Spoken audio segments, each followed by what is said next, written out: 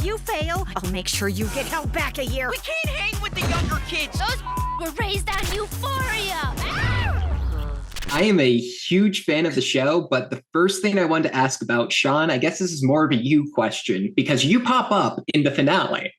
I mean, not just as Yumyulack, but as yourself. And I want to know, did you have any part in the writer's room on that? Or what was your first reaction to reading the script and seeing that?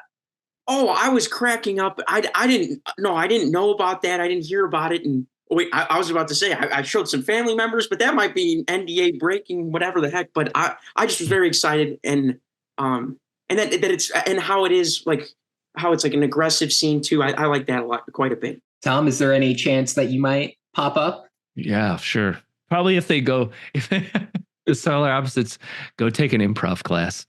I'll go to UCB and I'll be sitting there coaching some level oneers. All right, zip, zap, zap. And it's just yeah, I'm in a little improv cave. So Letterboxd is mentioned and in this episode, in the private school episode, and my ears automatically perk up, and it makes me want to ask, not your four favorite movies, but what do you think your character's 4 favorite movies would be, Terry and Yumyulack? That's a tough one. I can't tell if Terry probably wants classics, but he probably has these deep cuts. He's probably seen Jim Cotta and Troll 2 and thinks they're very good insights into humanity. But then he'll probably see what was Timothy Treadwell's documentary? Grizzly Man. He'll probably seen Grizzly Man and admires that, and then also maybe Roadhouse because Patrick Swayze, va va boom. I think Yumyulack. I think he would. I'm trying to think of a good bounty hunter movie. Oh, maybe Suburban Commando. Suburban Commando. I'm thinking that isn't there a Gerard Butler rom-com where there's a bounty hunter? I don't know. Hard Target. It's not bounty hunter, but it's Jean-Claude Van Damme. He's evading. He'd love all Jean-Claude Van Damme movies.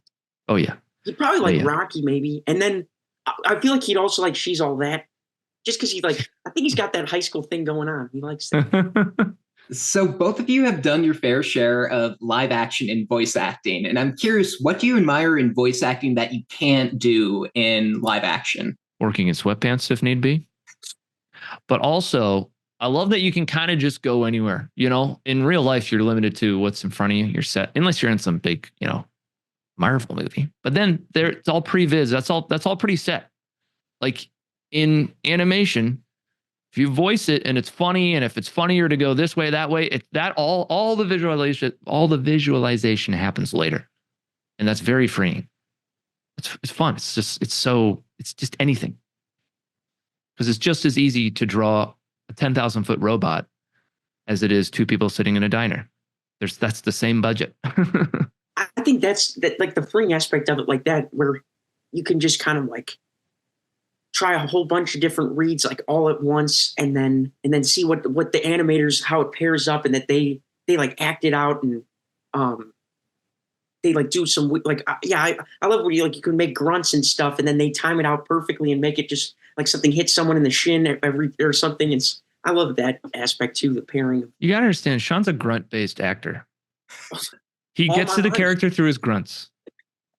A lot of people they figure out how the character walks, how the character laughs. Not Sean. Starts with a grunt. It settles your it's the Matthew McConaughey thing. Yeah, you follow the Matthew McConaughey School of Acting grunt style. He's a known grunter. Oh, yeah. I'm his pupil. So one of my favorite ongoing jokes is all of the shirts that Terry has worn. And I was talking to Dan just the other day, and he was just bringing up all these shirts that pop up. And I was curious, do you guys have a favorite shirt from Terry's wardrobe? Brother, I'd have to see a lineup. I barely remember what I had for breakfast this morning. Okay. And that was an hour ago. I have a permanent, Men in Black memory eraser that I just douse myself with every 5 minutes. Let me see. Let me Google it, because we're doing this interview from the computers. Yeah, I had one that was cracking me up in season 5, but I you know, it's a trap. Or Okay. I've got all Terry's shirts from season 4. I know I can tell you at least from season 4 what I like. what are you seeing? Crumb dumpster. There's a picture of a garbage dumpster and it just says crumb dumpster, which it's gross and I like it, I guess. Vaxxed and waxed is pretty good. I aim to, and then it's a drawing of peas. I like it. I aim to peas. Yeah, that one. I like that one a lot. That's funny. They're great. Every single one should be a shirt that you can buy. What are you doing? What are we doing? Hey, Hulu.com.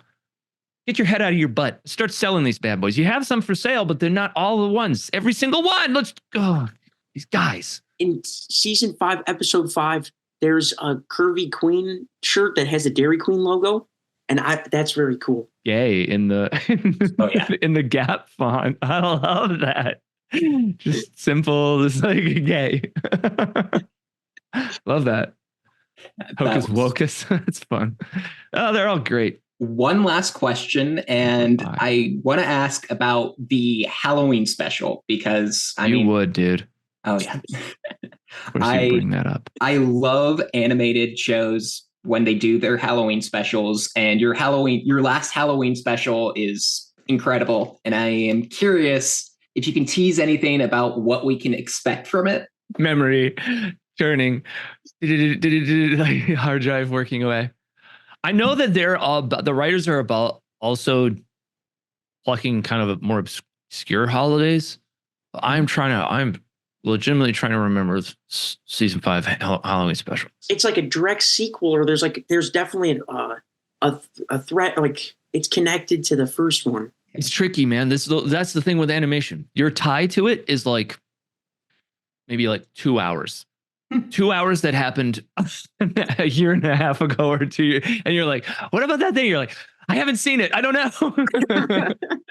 I think there's variations of the characters that look very cool. If that's a teaser, there you go. Ooh, big tease. Sean, dropping teasies.